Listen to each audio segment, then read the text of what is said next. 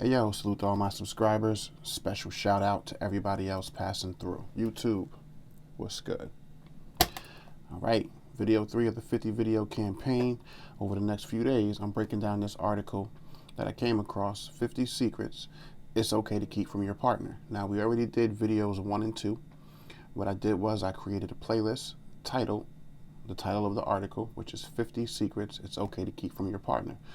In the first 2 videos, I went through them and basically we're breaking down whether or not I agree with whether or not it's okay to keep those things from your partner. And then I broke down a little bit as to why. And again, remember, and if you haven't seen the first 2 videos, I created a whole playlist, so go back and check them out and go through them as you like. And remember, we're on number 3 right now. We're about to get into number 3. After this, the remaining 47 things, I don't know what they are. I'm reading each one at a time individually as I get into what they are so that we basically can find out together. So the first one, just to recap, was you don't like your partner. The article says it's okay, you don't like your partner's family. And the article says that's one of the things it's okay to keep a secret from your partner. And then it goes into a little bit as to why. So go check that video out. The second video was your family doesn't like your partner. And then the article again said it's okay to keep that a secret from your partner. And then it goes into a little bit as to why. So go check that video out. Number 3 is you're no longer madly in love with your partner. This one's a little tricky. Now I'm going to read through what the article said. Now remember, this is one of the things. The title is 50 Secrets It's Okay to Keep from Your Partner. So the article is saying you're no longer madly in love with your partner. That's okay to keep it a secret from them. So I'm going to go into what the article's justification is. You're no longer madly in love with your partner. Couples who have long-term happy relationships recognize that not everything is going to be sunshine and roses, and that ups and downs are normal.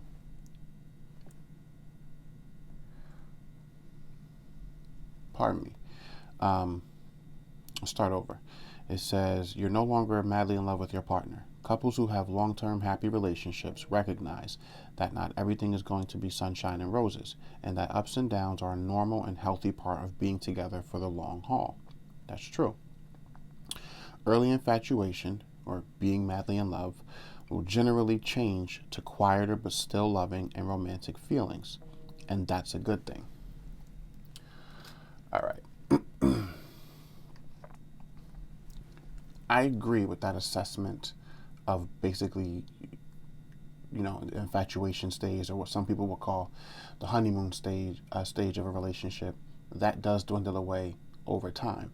Depends on the couple, depends on the 2 individuals, depends on, what trials and tribulations come up and how soon they come up in each relationship. But yes, the honeymoon stage or the infatuation stage definitely does go away, and now you're in the business of dealing with that relationship. Here's the problem though, because I'm a little bit conflicted with number 3. Generally, my policy is what you think, what you feel when it comes to your partner, when it comes to your relationship, especially things that could potentially have an effect on your partner, especially something like you no longer feel like you're madly in love with them. That's not something you want to keep from your partner. The reason why I'm conflicted about this is because this is something that if you're generally in a good place with your partner, you want to be careful how you approach the subject. You want to be careful how you broach this topic. But if I'm not okay with you keeping from your partner the fact that your family doesn't like your partner, and if I'm not okay with you keeping from your partner the fact that you may not like your partner's family, why the fuck would I be okay with you not telling your partner that you no longer feel like you feel those feelings toward them that you once felt? That's directly going to cause issues and drama in your relationship, because if you no longer feel those feelings toward your partner, or if you perceive that you no longer feel those feelings, that's going to 100% come out in your interactions with your partner, especially if you live together.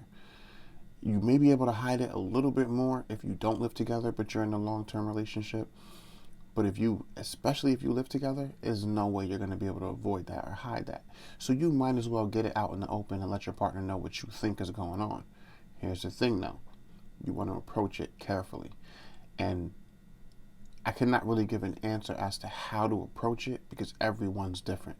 You would have to know what the temperament of your partner is. What are they able to handle? What are they not able to handle? And the reason why I say if things are generally going well in the relationship and you start to feel these things, you want to approach it sensitively because there's really no reason not to. But you do want to address it. You don't want to keep, this is something you definitely don't want to keep from your partner. Having said that, y'all have to be careful. And I see this all the time. And this is a pretty important reason for why relationships, they start to fall apart after that infatuation stage goes away. You see it a lot more with females when they say things like, with women, when they say things like, oh, this guy that I'm talking to, things were one way in the beginning and now they've changed, or he's changed. And, you see it with men where they feel like certain women, they do more in the beginning of the relationship. They go more out of their way.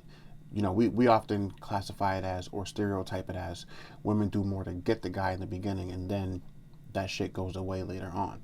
It's not necessarily a person changing. It's a natural par for the course. There's more energy. Relationships are top heavy. It's hot and heavy. It's more energy, more infatuation, more lust, and all those things involved in the beginning. So both people are heavy in that pursuit. And naturally, as a natural course in the relationship, the more time that goes on, the more comfortable you get, the more you get to know the person. You're no longer in that hunting stage. You're no longer in that trying to impress or trying to get that person phase. And although you can find several books out there and several so-called experts that tell you keep it fresh, always try to keep it to where you're still chasing that person, fucking impossible. Goes against human nature. Life just gets in the way. It just is what it is.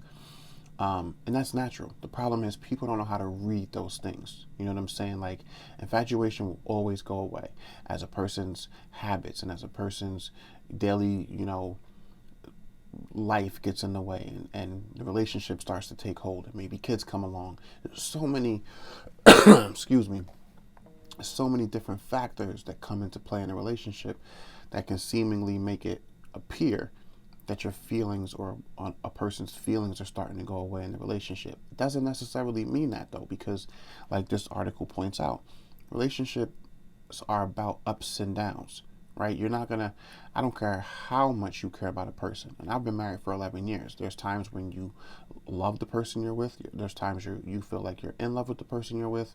And there's times you feel like you barely even like the person that you're with. That's just natural. We go through different mood changes, and as we age and as we progress and come into different parts of ourselves, as time goes on, as we learn more, as we experience more, we generally start to look at things differently over time. And sometimes that includes looking at the people closest to us differently over time. But there's a difference between love levels and feelings and emotions toward a person just following a natural trend, kind of like a graph chart. We're up and down, steady, plateau, up and down. That's going to happen. So what I would say is, no, it's never okay to keep something like this, you feeling this from your partner. But when you approach it matters, because if you've been feeling this way for a week or a couple weeks, you want to make sure this is not just one of those grooves. This is not just one of those, valleys in the relationship, because it may peak again. And plus, you also want to keep into account maybe something happened recently in your personal life that's a major life change. Maybe you got into an argument with your partner. Maybe, for women, maybe you're pregnant and you're going through different emotions. There could be a lot of different reasons for why you're feeling the way you are. Now, if it's prolonged then yeah, you may think about wanting to have a conversation, because if it's not one of those grooves, if it's not one of those ups and downs and just normal phases of the relationship, maybe it might be time to move on. You don't know.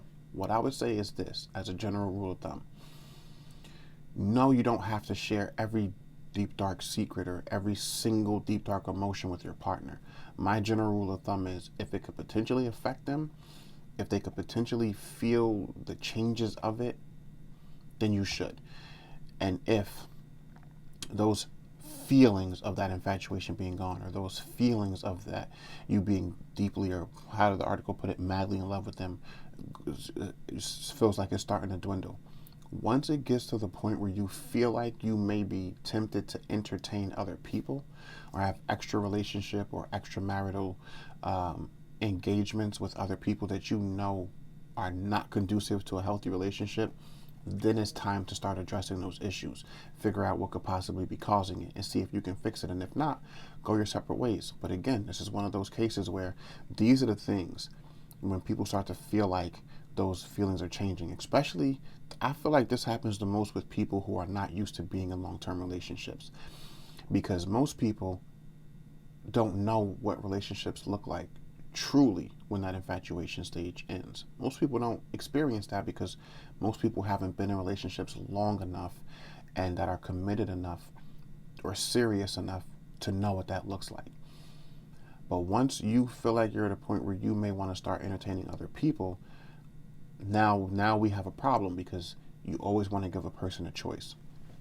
Let me choose to stick around in this relationship if I know that your feelings, or you think your feelings, may not be the same as they were. Let me choose to see if I want to stay in that situation, because once those feelings start to change in a negative way, very few, they're very, not few, there are a lot of little things that can cause a person to start wanting to cheat and justify it as, I don't feel the same. So now you start to look for things that that person is doing wrong to use it as a trigger or a justification for you to later come back and say, well, I did what I did because of this. It's just like about the cheating conversation that we've had on this channel and this platform many times before. Person cheats on you, it's because their feelings changed. One way or another, for whatever the reason, you can't blame yourself for it, because shit happens. But don't ever let a person tell you that they cheated on you or did something they shouldn't have done in the relationship because of something that you did. People make a choice to do things, and those things always have to do with their feelings. Because if a person is in love with you, and there's a blog on this channel, I just did it maybe a week or so ago, so go check it out. If a person cheats on you, they are not in love with you, period. So don't confuse that with the people who try to make it seem like it's your fault for something that they did, because that's never the case. But yeah, you feel like your feelings are starting to change. You feel like you're no longer crazy in love with that person. You feel like you're no longer like giddy when they're around or super anticipating, seeing them again. You might want to have a conversation. Take a second, maybe a week or 2 or 3, just to make sure that it's just not one of those things, or you're not going through mood swings. But if it's not, if it's sustained over a period of time, you may want to start thinking about having a conversation and figuring out your relationship, or if you need a break or what's going on before. Because that's not serious. You know what I'm saying? Like, that's natural. Nobody can be blamed for that. But it's this type of shit. This number 3 here, these are the things that cause the serious shit, the serious offenses and transgressions in relationships to happen, because people ignore these phases in their relationships. They don't know what they mean, so they think they mean other things. They don't address them. They don't talk about them. So little things turn into big things, which turn into snowballs, and then there's a fucking avalanche, and the relationship can't be repaired. So this one, no, I still don't agree that you should keep it from your partner, but there is a confliction there, because I do think there's a way you have to approach it, and that's all dependent and predicated on who you're with and what kind of person they are. All right, let me know what y'all think about this one. I don't pretend to know everything. I just know what I know, and I'll see y'all in the next one. Peace and love.